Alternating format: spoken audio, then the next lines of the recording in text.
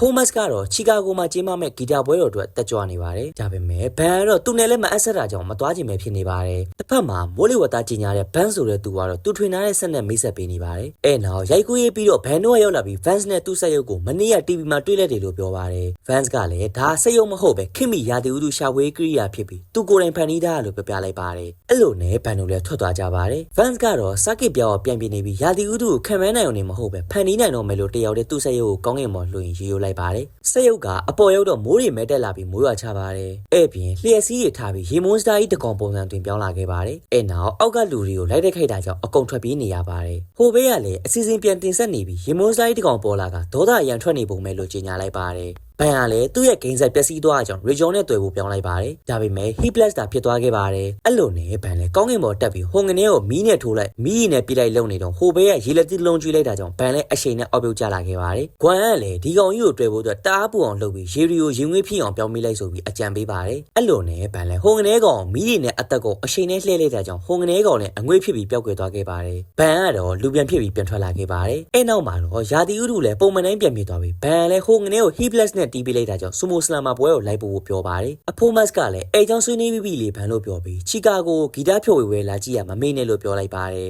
ဘန်ကလည်းမတရားဘူးလို့ပြောနေရကြောင်းဒီတနေ့လုံးမင်းသွားချင်တဲ့နေရာတွေပဲသွားနေရလေဆိုပြီးနှစ်ယောက်အချင်းများကြပါတယ်ဘန်ကလည်းဒီလိုလူတွေဆိုတဲ့ပွဲကိုနားထောင်နေသူရှိသေးရလားဆိုပြီးနှစ်ယောက်သားစကန်တိုင်းလူနေကြပါတယ်ချက်ပြီးခုနအကောင်ဘန်ကသူနေလိုက်တာလို့ပြောပြီးနှစ်ယောက်လုံးကသူတို့သွားချင်တာသွားရအောင်ဂွမ်းအောင်စစ်ကူတောင်းကြပါတယ်ဒါပေမဲ့ညှိမရတာကြောင့်တယောက်တနေရာစီသာခွဲထွက်သွားကြပါတယ်တစ်ဖက်မှာ Vans ကလည်းသူ့ရဲ့ဆက်ကိုဖျက်ဆီးပြတော့မယ်ဆိုပြီးလုံနေရကြောင်းဆက်ကလည်းသူ့ရဲ့စာကစ်ပြားတွေပြင်လိုက်တာကြောင့်ရာသီဥတုကိုတော့ပြောင်းလိုက်နေပြီဆိုပြီး Vans ကိုဆွဲပါတယ်။ Vans ကလည်းနောက်ကျသွားပါယူကွာဆိုပြီးပြောရကြောင်းစက်ရုပ်ကကြုံမရှိရင်ခမရတာမန်လူတယောက်ပဲလို့ပြောပြီးစိုက်ဝါထည့်လိုက်ပါတယ်။အဲ့လိုနဲ့အဖိုးမတ်တို့ကလည်းဂီတာပွဲတော်တွေကိုသွားနေပြီးအဖိုးမတ်ကလည်းအထဲကိုဝင်တော့မှကြောင့်ညနေကျပြန်ဆောင်ကြမယ်လို့ပြောလိုက်ပါတယ်။တစ်ဖက်မှာ Vans ကလည်းသူ့ဆက်ကိုပြန်မြင်ပြီးကောင်းကင်ဘုံကိုတစ်ခါထပ်တင်ပြန်ပါတယ်။ဘန်အဖွဲ့ကလည်းလူမစုံသေးရကြောင်းသူတို့ဒရန်သမားကိုစောင့်နေကြပါတယ်။ဘန်ကလည်း show well ကိုသွားပြီး accelerate ပြောင်းလိုက်ပါတယ်။အဲ့လိုနဲ့ဘန်နဲ့ရဘဲကလည်းသူတို့အဖွဲ့တွေရသူတင်ပြီးဝိဆုံမိုက်တယ်ဆိုပြီးပြောကခေါ်လာလိုက်ပါတယ်။အဲ့လိုနဲ့ဘန်လည်းချော်လဲရောထိုင်ကအားရပါရတီးပေးနေတော့မိုးချိုးတွေပြစ်ချနေရကြောင်းအကုန်ထွက်ပြေးကြရပြန်ပါတယ်ကျွန်တော်ရဲ့ဗီဒီယိုလေးတွေကိုသဘောကျတယ်ဆိုရင်တော့ VPN လေးခံကြည့်ပေးပြီး like and subscribe လေးနဲ့လည်းအားပေးခဲ့ကြပါအောင်ဗျအားလုံးကျေးဇူးတင်ပါတယ်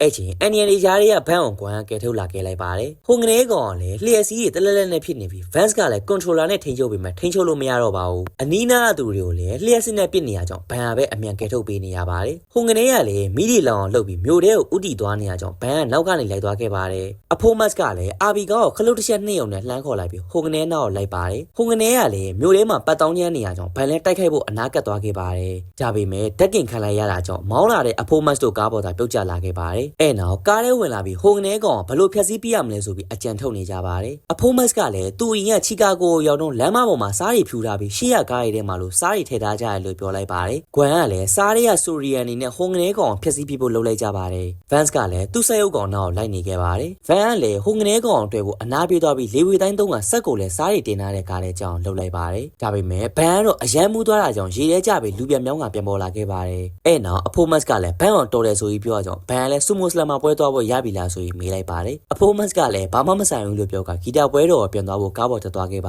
တယ်အဲ့ချင်း Vans ကရောက်လာခဲ့ပါတယ်ဂွမ်ကလည်းအဖိုးမတ်သွားခြင်းနဲ့ဂီတာပွဲပြတ်သွားကြောင်းအဖိုးမတ်ကိုနှစ်သိမ့်ပေးနေပါတယ်အဲ့ချင်းရေဒီယိုကနေပရိသတ်တွေရဲ့တောင်းဆိုမှုများကြောင်းပွဲတော်မှာဆက်လက်ဖျော်ဖြေကျင်းပမယ်ဆိုတဲ့သတင်းကိုကြားလိုက်ရပါတယ်တစ်ဖက်မှာ Vans ကလည်းနှစ်ခါယုံကြည်ပေးရတော့သူ့ကိုလှည့်စားသွားအောင်သူ့ဆက်ကိုဖျက်ဆီးပေးဖို့လုပ်ပါတယ်အဲ့ဒါကြောင့်ပဲဆက်ကိုဒုံးနဲ့ရိုက်ပြီးဖျက်ဆီးပေးလိုက်တာကြောင့်လျှက်စစ်တွေထွက်လာပြီးစပင်းအတူတွေပါကြွကြကုန်ပါတယ်တစ်ဖက်မှာပွဲတော်ကလည်းပြန်စားပြီးမို့အဖိုးမတ်တို့ကလည်းပွဲတော်တွေကိုရောက်နေကြပါတယ်အဲ့ချိန်လေတိုက်မိုးတွေပြန်လာပြီးရေဝေတဲ့လူတွေထဲဝါမျိုးကပတ်ဝန်းကျင်ကိုလည်းဖျက်ဆီးပစ်နေပါတယ်အဲ့နောက်သူ့ကိုဖျက်ဆီးပစ်ခဲ့တဲ့ဘန်တို့တားဂက်ထားလိုက်ပါတယ်လေမုန်တိုင်းတွေကလည်းအရန်အောင်မှကျန်းနေရကြောင်းဘန်တို့သုံးအောင်လည်း stage မော်လွှင့်ပြီးပုံချောင်နေရပါတယ်အဲ့လိုနဲ့ဘန်ကတော့ဟိုငနေကောင်တွေ့ဖို့ Fuans တူုံပြောင်းလိုက်ပါတယ်ထပ်ပြီးလက်ဝါးချင်းရိုက်ပြီး wave တစ်ခုလွှတ်လိုက်ပါတယ်အဲ့နောက်တစ်ခွက်ဖြစ်တဲ့မြေကြီးကိုအားနဲ့ထိုးကြတဲ့အကွက်သုံးလိုက်ပေမဲ့ဟိုဘိုက်ဘူးကောင်ကတော့မဖြုံပါဘူးအဖိုးမတ်ကလည်းပေမဆေးရုပ်ကနေအတန်နေထုတ်လွှင့်နေရကြောင်းအဲ့ဒီချိန်တုန်းရဲ့စက်ညင်ဘက်အတန်အောင်ဖန်နေပြီးဖြက်စီးပြရမယ်ဆိုပြီးပြောလိုက်ပါတယ်ဘန်ကလည်း track ကားကြီးနဲ့ပြစ်ပေါက်လိုက်ပေမဲ့သူ့စီသာပြန်လာပြီးထိခိုက်သွားခဲ့ပါတယ် အဖိုးမတ်တို့ကလည်းစက်ရုံနောက်သွားနိုင်လောက်သွားပြီးဂီတာတီးပြီးအတန်ကျင်လုံးနဲ့ဖြတ်စီခိုင်းလိုက်ပါတယ်အဲ့လိုနဲ့ဘန်လဲဟိုကနေကောင်စီတက်သွားပြီးလက်လေးဘက်လုံးနဲ့ဂီတာတီးလိုက်တဲ့ကြောင့်စက်ရုံကောင်လည်းအတန်ကျင်လုံးကိုမခံနိုင်ဖြစ်နေခဲ့ပါတယ်ဒါပေမဲ့ဘန်လဲ Omnitrix limit ပြည့်သွားပြီးအောက်ကိုရှော့ချလာကြောင်းကြာစံမဟုတ်တဲ့တာဇန်ကိုလှုပ်ပြီးကျိုးတန်းကိုခိုးစည်းလာကဂီတာကိုအားရပါရတီးပေးလိုက်ပါတယ်အဲ့ဒါကြောင့်ဟိုကနေကောင်လည်းမခံနိုင်တော့ပဲပောက်ကွဲပြက်စီပြီးဘန်တော့ဂီတာကို skateboard လိုစီးကအောက်ပြန်ချလာခဲ့ပါတယ်အဲ့နောက်အကုန်လုံးပုံမှန်ပြန်ပြသွားပြီးရဲ့နောက် fans ကတော့မိုးလေဝသပဲကြီးညာတော့မယ်ပြောင်းလဲဖို့မကြိုးစားတော့ဘူးလို့ပြောလိုက်ပါတယ်အဲ့နောက်မှာတော့ဂီတာပွဲကိုအေးစစ်စစ်နဲ့ပြန်ပြောပြနေကြပြီးမကြိုက်တဲ့ဘန်မှာခေါင်းလေးတုံးတုံးနဲ့စီမျောနေခဲ့ပါတယ်